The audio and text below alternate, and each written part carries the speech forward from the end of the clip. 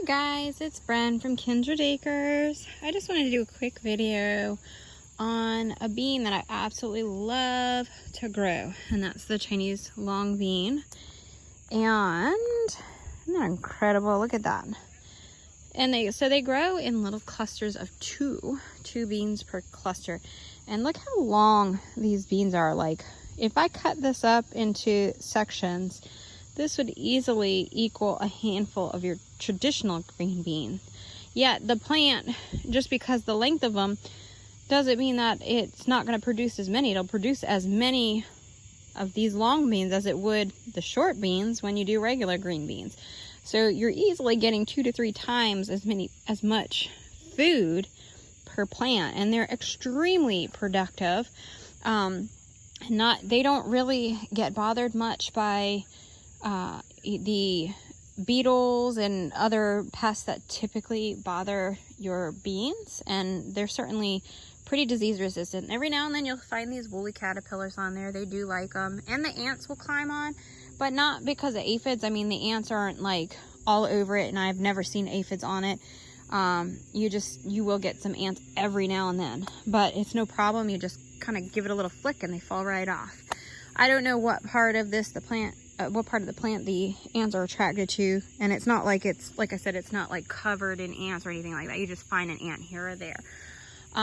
But so you can see here I'm harvesting, and look at how much from just one plant.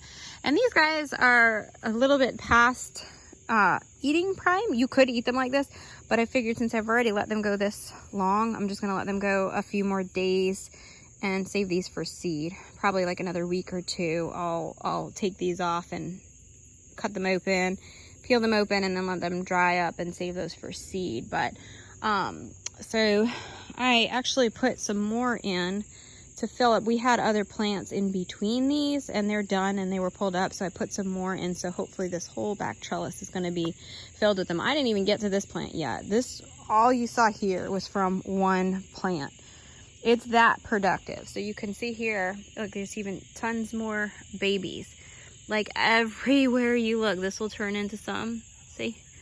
Very productive. So it's kind of like a homesteader must-have. And we will be saving seed for these, so these will be available at the end of fall in our Etsy shop.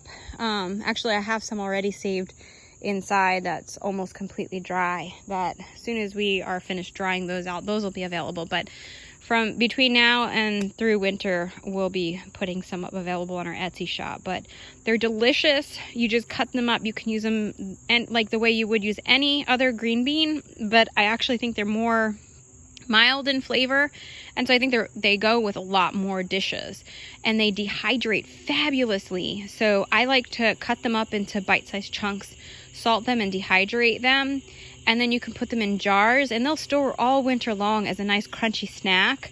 Or you can rehydrate them by putting them into soups, and fresh, you can eat them right off the plant, or you can add them to salads cut up. You can add them to soups and stir fries. So really so easy to use and so easy to grow and very prolific. So if you're looking for a plant that's going to give you a lot of food, this is definitely one of them, the Chinese long bean. So check it out and make a decision if you want to buy them, because I think every homesteader that's looking to grow some good food production should consider these Chinese long beans. So talk to you soon.